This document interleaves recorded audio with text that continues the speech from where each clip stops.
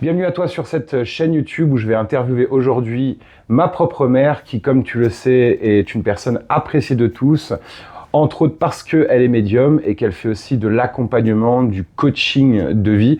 Et aujourd'hui, vous allez savoir beaucoup de choses sur sa vie. Alors cette vidéo fait partie d'une série de vidéos interviews. C'est la première partie et on va commencer par l'enfance. Bonjour. Bonjour, je suis curieuse de savoir quelles vont être les questions. Aujourd'hui, on va discuter de toi, de ce que tu fais, de ton parcours finalement, parce que c'est ancré dans ta médiumnité, dans ce que tu fais à l'heure actuelle. Donc, explique-nous déjà qui était la Nathalie de l'enfance. Est-ce que la personnalité t'a aidé maintenant? Est-ce que c'est quelque chose qui est ancré sur ce que tu fais à l'heure actuelle? Bien sûr, tout à fait. En fait, mon enfance a été joyeuse. J'étais une enfant qui était hyper joyeuse, toujours souriante, toujours très agréable.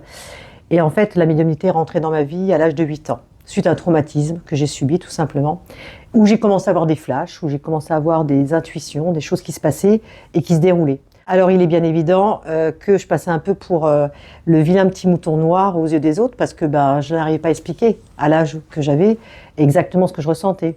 Mais bon, c'était comme ça. Et puis plus ça allait, plus j'ai grandi, plus j'ai commencé à développer ce don. Et un jour, j'ai eu la chance de rencontrer un vrai médium. Moi, je considère comme un vrai médium, quelqu'un vraiment de reconnu, qui m'a expliqué ce que j'avais et comment je devais le travailler et comment je devais surtout accentuer ce don. Alors, on dit souvent le don. Moi, j'aime pas ce terme-là. Je préfère mission. Parce que je dirais presque que c'est un don maléfique, dans le sens où c'est quand même une croix portée. C'est compliqué, parce qu'au quotidien, je porte un peu tous les malheurs, en fin de compte, de ma clientèle. Les gens, quand ils m'appellent, c'est pour de la négativité. Donc, c'est plutôt une mission. Ma mission, c'est quoi? C'est de faire de la bienveillance, c'est d'aider les gens. Et quand je vois qu'il y a des résultats positifs, quand je ressens du bien-être chez eux, une forme de sérénité, j'estime que j'ai fait mon taf. Voilà, tout simplement. Et donc, avec le temps, à partir de 20 ans, j'ai commencé à ouvrir ce que j'appelle le canal, suite au conseil de ce fameux médium. Et de là, ça s'est ouvert et j'en fais mon métier maintenant depuis 31 ans. Oui, ça fait un moment.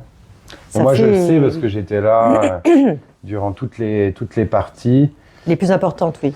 Il y a des moments où tu as fait ça un peu pour les proches, la famille, un petit peu autour de toi. Après, tu as fait ça pour c'est vrai. Des gens extérieurs, par bouche à oreille. Bon, tu faisais ça comme ça. Tout à fait. Tout début, tu te faisais même pas payer, c'était comme un service. Disons qu'au début, j'avais l'impression que je maîtrisais pas la chose, c'était quelque chose de méconnu, donc c'est compliqué quand le canal s'ouvre et puis tu as ces impressions, tu as des flashs, tu ressens les énergies autour de toi quand tu vas quelque part. Je te dis honnêtement, à 20 ans, j'ai cru que je devenais schizophrène parce que j'avais cette impression d'avoir tous les symptômes de quelqu'un qui n'arrivait pas à maîtriser en fin de compte ses ressentis.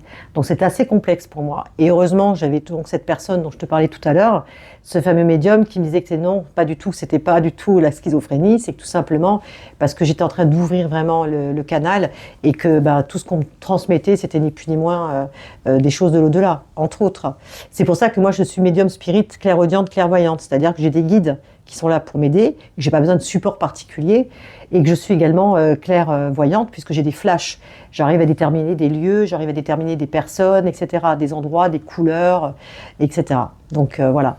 Ok, et donc de 20 ans à 30 ans, tu t'es quand même concentré principalement sur autre chose. Oui. Ta carrière.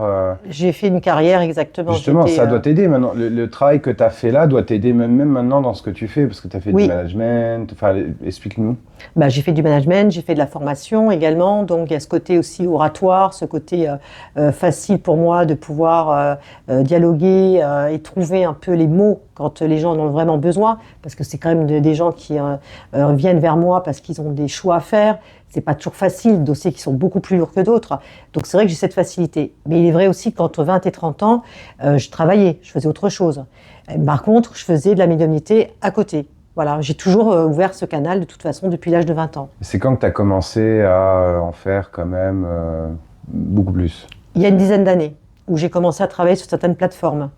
Et j'avais aussi mon cabinet, puisque je travaillais également en individuel sur mon cabinet. Par contre, c'est vrai que j'avais ce qu'on appelle le syndrome un peu de l'imposteur. J'avais du mal à associer en fin de compte Nathalie Médium et Nathalie tout court. C'était quelque chose qui était assez complexe pour moi. Et il est vrai qu'au départ, je me cachais un peu derrière des pseudos. Et là, depuis maintenant 2 ans, j'assume complètement ce que je fais. C'est pour ça d'ailleurs que mon site porte mon nom.